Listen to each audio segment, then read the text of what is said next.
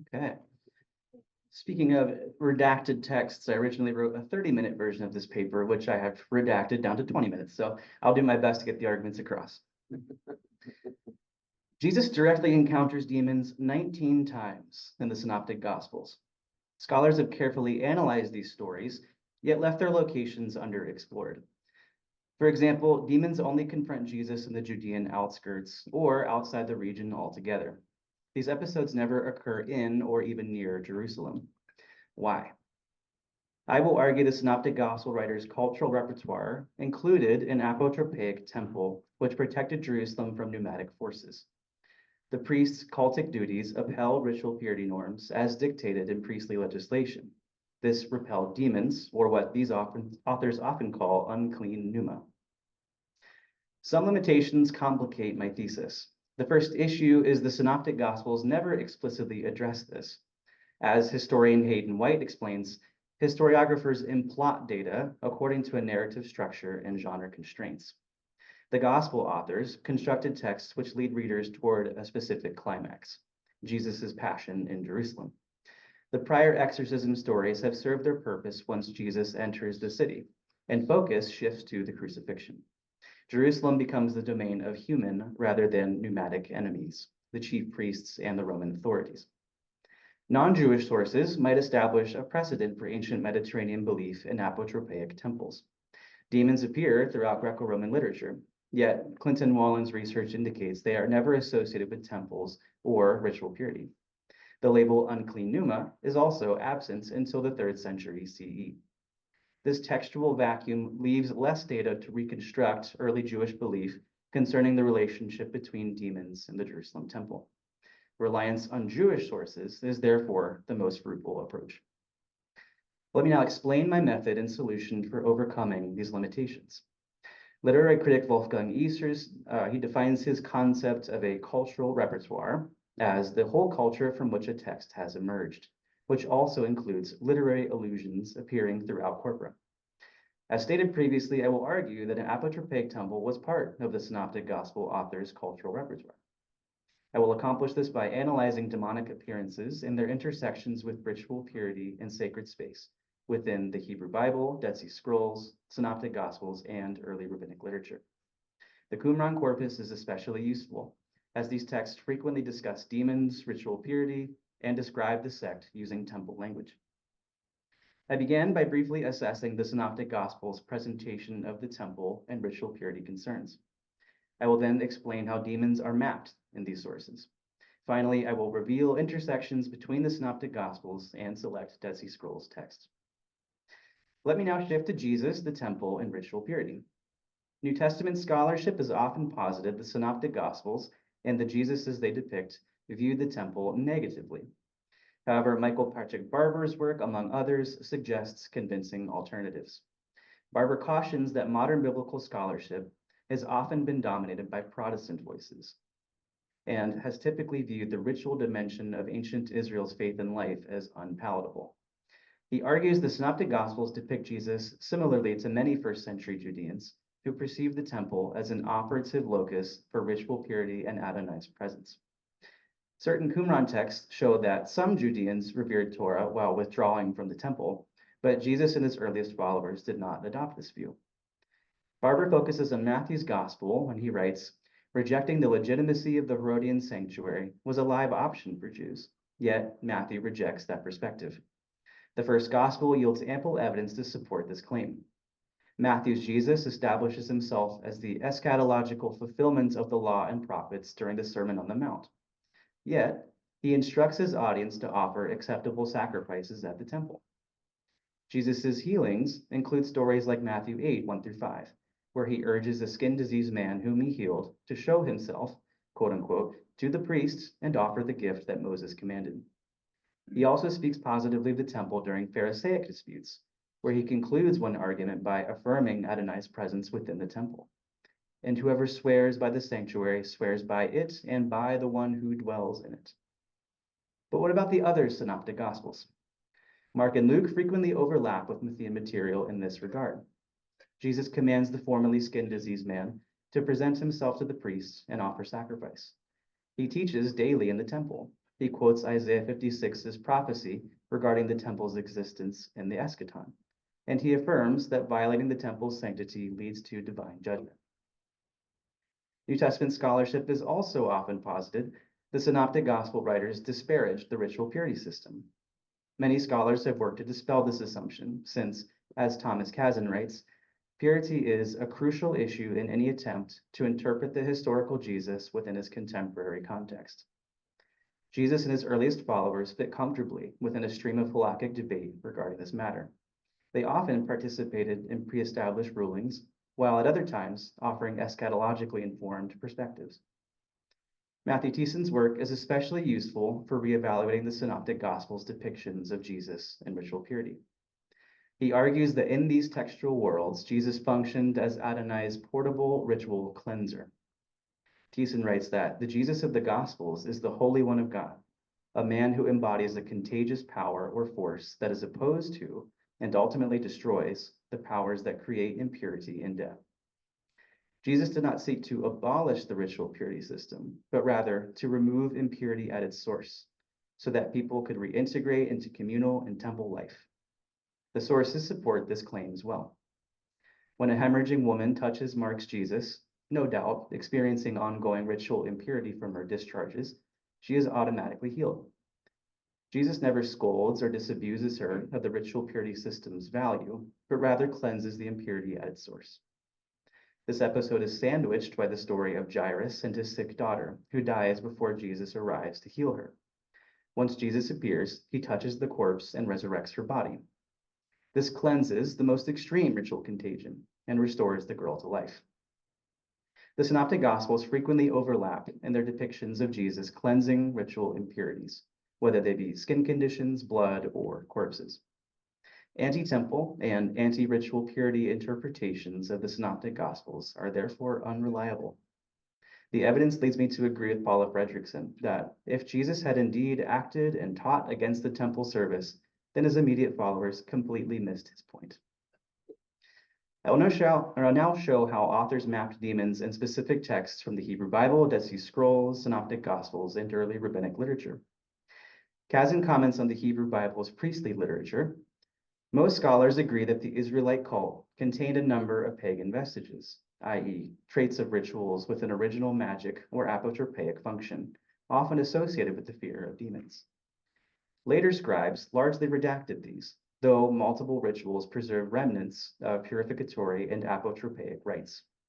Time constraints permit me to explore one salient example, the Day of Atonement's scapegoat ritual.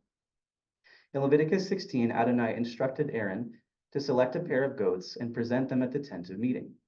After casting lots, Adonai commanded Aaron to isolate the appropriate goat and slaughter it for the Israelite camp's purification. The people's impurities were then transferred to the second goat, who was chased away into the wilderness toward Azazel, a desert demon. Communal impurity was thus removed and displaced to a marginal zone. Leviticus 16:26 states that after the person chased the goat into the wilderness, he had to, quote unquote, wash his clothes and bathe his body in water, and afterward may come into the camp. Purification is required before re-entering the camp because it was a locus of ritual purity, the epicenter being the tabernacle.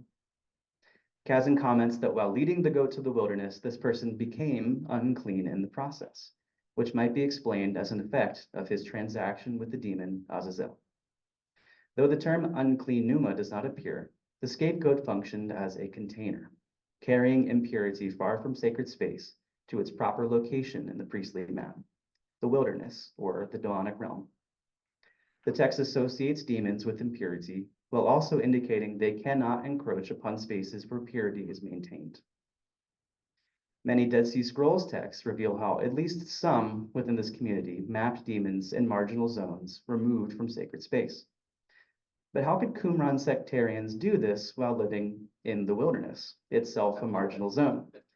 How did they mitigate their self-imposed exile from the temple, the dominant sacred space of their time?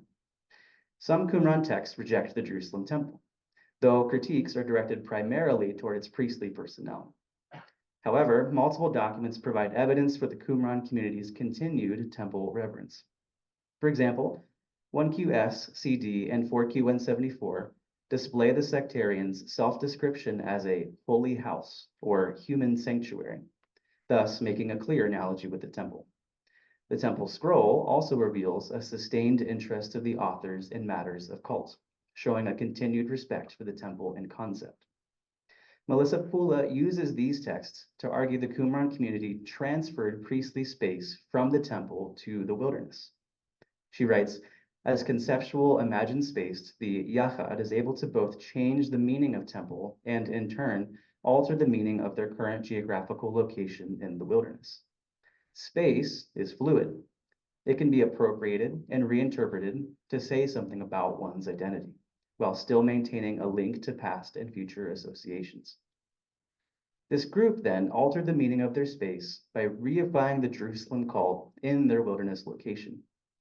Cecilia Vossman highlights that the community is not the temple, but certain aspects of the nature and function of the temple are transferred to the community and appropriated.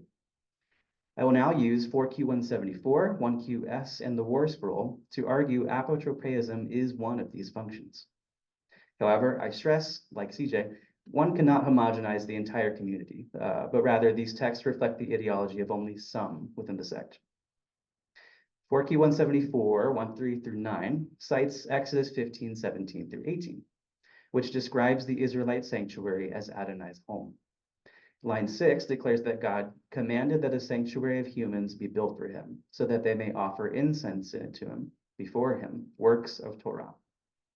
In this text, the sanctuary of humans refers to the Qumran members, where Adonai dwells due to their obedience. The sons of light thus experience protection from the sons of Belial, including his spirits. Yair Furstenberg supports this by writing, an interim solution for protecting oneself from the evil spirits is initiation into the Qumran sect. The observance of the commandments protects one from the deceiving spirits of Belial. The sectarians also present themselves as a bastion of ritual purity. 1QS 3-4 through 9 states, for only through the spirit pervading God's true society, i.e. the Yachad, can there be atonement for a man's ways, and so be joined to his truth by his Holy Spirit, purified from all iniquity. Only through the community membership can people's flesh be made clean, and can they really receive the purifying waters and be purged by the cleansing flow. 1QS's treatise on the two spirits states they also possess the quote-unquote spirit of truth, which encourages glorious purity combined with visceral hatred of impurity in its every guise. They are empowered to enact high moral standards and stringent ritual purity halakha. The War Scroll contains an eschatological battle between the sons of light and sons of darkness. This latter group consists of Belial, his spirits, foreign nations, and apostates. The sons of light are stationed in Jerusalem before battle, but must depart the city to confront their unclean foes. Their ranks are composed of no woman and no one crippled, blind, or lame, nor a man who has a permanent blemish on his skin, or a man affected with ritual uncleanness of his flesh. Each warrior must be, quote, pure of spirit and flesh, for holy angels are present with their army. The battle concludes with the sons of light's victory, as the priests and Levites curse Belial and all the spirits of his forces for their wicked purpose and all their deeds of filthy uncleanness. Their unclean works are emphasized over their nature, but these demons aim to lead people to apostatize from the Qumran community, and thus to be classed as unclean.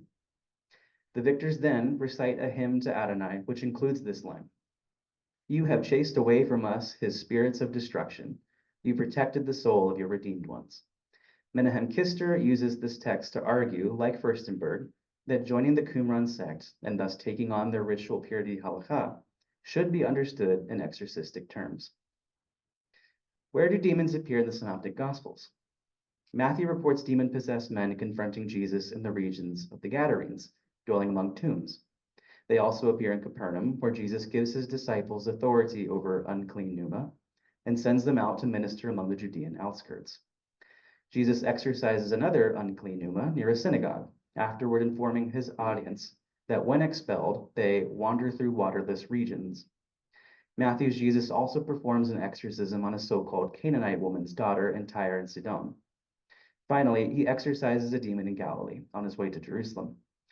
Luke and Mark share much of this material, This includes an exorcism in Capernaum, the Gerasene tombs, and in villages outside Jerusalem. The disciples express concern that people outside their group perform exorcisms in both Gospels, implying demonic activity occurs only outside Jerusalem, which requires help from skilled exorcists. Mark includes the exorcism in Tyre, though Luke does not. Finally, the epicenter ritual purity maintenance ended after the temple's destruction in 70 CE. The rabbinic guilds slowly emerged, eventually collecting and redacting halakhic and midrashic texts. Tannaitic compilations mention demons far less frequently than Amoraic material. Jack Lightstone explains the Mishnah's lack of emphasis on demons. The reaction of early rabbinism to the destruction of the temple was to insist that nothing had changed. Lightstone states the rabbis expected imminent restored access to the temple's purification system, which, quote unquote, correlates with their relative lack of concern with demons and exorcism. Though demons do appear in the Mishnah, their relationship to impurity and sacred space is mostly ambiguous. Time constraints permit me to analyze one example from rabbinic literature. Sifrei Devarim, composed in the late 3rd century CE, preserves helpful evidence. Rabbi Eliezer expands the meaning of Deuteronomy 18:12 by saying, "Since he who clings to anything unclean, the spirit of uncleanness rests upon him. He who clings to the Shekhinah, the Holy Spirit, should surely rest upon him." Wallen notes the Ruach Tum'ah in this passage does not bring impurity, but rather prefers to inhabit impure places and to rest on impure people. For Rabbi Eliezer, those who rejected purification rituals incurred a Ruach Tum'ah. The relationship between demons and ritual impurity in this text is thus clarified. I have shown how authors of selected texts map demons within their textual worlds. I established one element of the cultural repertoire which these writers tapped into in expressing their purity ideology. Where humans maintain ritual purity, be it within a physical space or community, holy power emanates and repels demons. The Qumran text provided the strongest evidence, since I will narrow my analysis to their intersections with the Synoptic Gospels. 4Q174, 1QS, and the War Scroll maintain a distinction between marginal zones, where demons roam in ordered sacred space. 4Q174 says the community's Torah obedience transforms them into a sanctuary of humans, where Adonai dwells and protects them from impurifying pneumatic agents. 1QS states a spirit of truth inhabits the sect, empowering them to enact stringent ritual purity halacha and to loathe impurity in every form. The War Scroll describes a final battle where the Sons of Light are stationed in Jerusalem and must achieve a state of absolute purity before combating Belial's spirits. The warriors exit Jerusalem to fight. The Sons of Light defeat Belial and his pneumatic beings and purify themselves before re-entering Jerusalem. The data suggests some within the Qumran community believe demons cannot encroach upon sacred space due to its ritually pure status and Adonai's presence. These examples intersect with the Synoptic Gospels' absence or demonic absence in Jerusalem. On Jesus' exorcistic role, Jack Lightstone writes that in antiquity, total freedom from demons characterizes the holy divine man, and this was conceived as a permanent state of purity. For the Synoptic Gospel writers, Jesus is therefore a divine man imbued with Adonai's holy power, living in a state of perpetual purity. This allows Jesus to easily dispel demons or unclean pneuma. Lightstone explains that exorcistic power is only necessary outside Jerusalem because, where the cult operates to purify the unclean, demons rarely appear bothersome. When, for any number of reasons, the sanctuary remains remote, demons and holy men thrive. Like the War Scroll, the Synoptic Gospels include an eschatologically oriented focus on demons and ritual purity. Furstenberg writes that Jesus in these Gospels sought to purify the world of impure spirits in preparation for the coming of the kingdom of God. Unclean pneuma reside only outside Jerusalem, and it is this location where Jesus expands the temple's ritually purifying power into territories it cannot reach, thus fulfilling an eschatological vision. Let me now conclude. I observed that Jesus encounters demons 19 times in the Synoptic Gospels, yet not one episode occurs in or near Jerusalem. I provided an explanation. These writers' cultural repertoire included an apotropaic temple, which protected Jerusalem from pneumatic forces. This power derived from the priest's ritual purity maintenance, which secured Adonai's holy, and therefore demon-repelling, presence. I acknowledge limitations, namely that the Synoptic Gospels never explicitly address this, and external data is often silent. But I offered a solution. I first clarified the Synoptic Gospel writers' presentation of the temple and ritual purity concerns. Next, I analyzed Jewish sources outside the Synoptic Gospels to establish a shared cultural repertoire concerning ritual purity, demons, and Jerusalem as sacred space. The evidence yields a consistent result. In every text, demons cannot encroach upon sacred space due to its ritually pure status. I hope that my work will contribute to ongoing research regarding the Synoptic Gospels' curious absence of demons within Jerusalem. Thank you.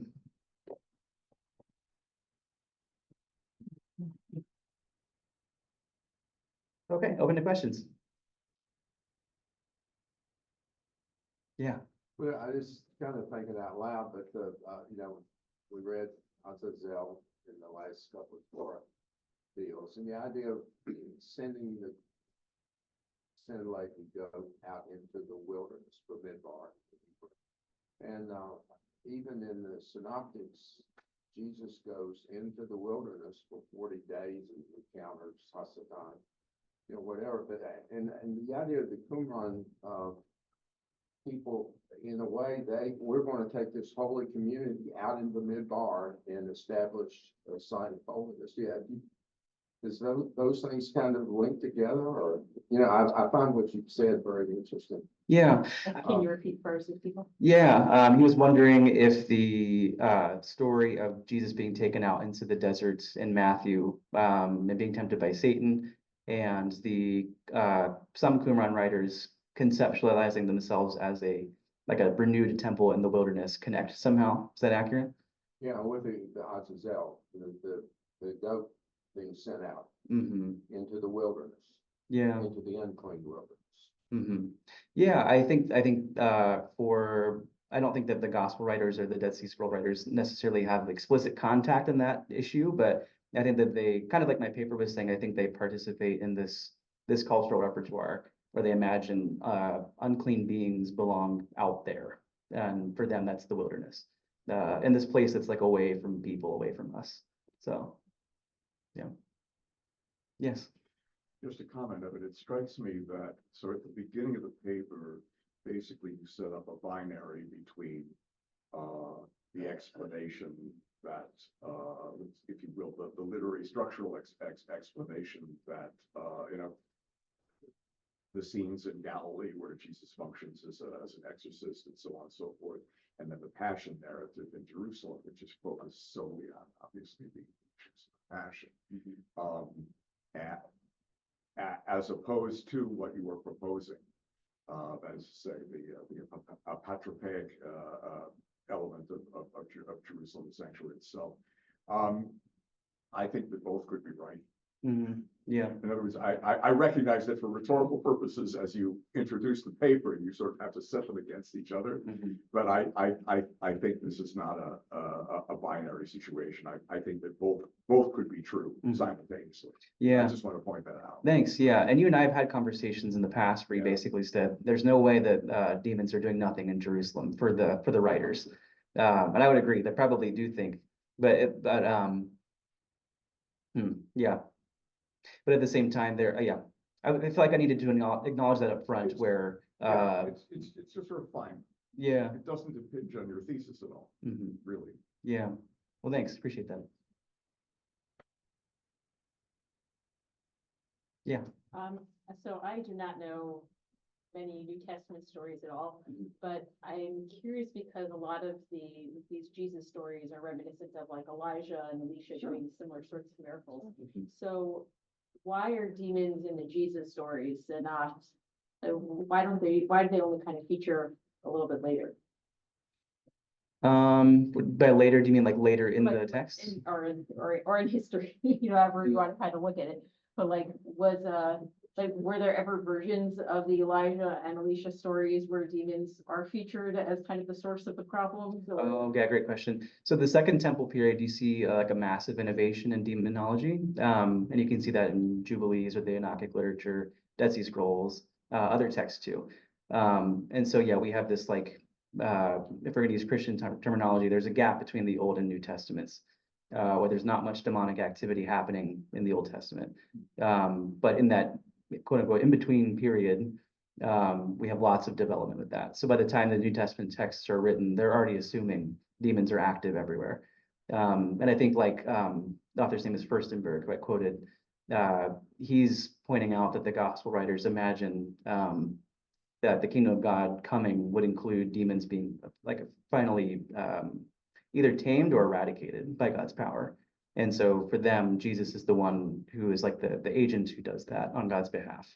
So yeah, I think that kind of explains why demons show up in later Is it history. like with the rise of Jesus, like the power of good has to be accompanied by a power of evil that's kind of rivaling it simultaneously? I think it's partly power of good versus evil, but it's, I think more so the angle I'm getting at is the power of purity over impurity. So these demons are always called unclean spirits. And then Jesus has this like, as Matthew Thiessen calls it, Jesus is like Adonai's portable ritual cleanser. So wherever he goes, impurities of all kinds, including demonic beings, they have to submit. So, yeah. All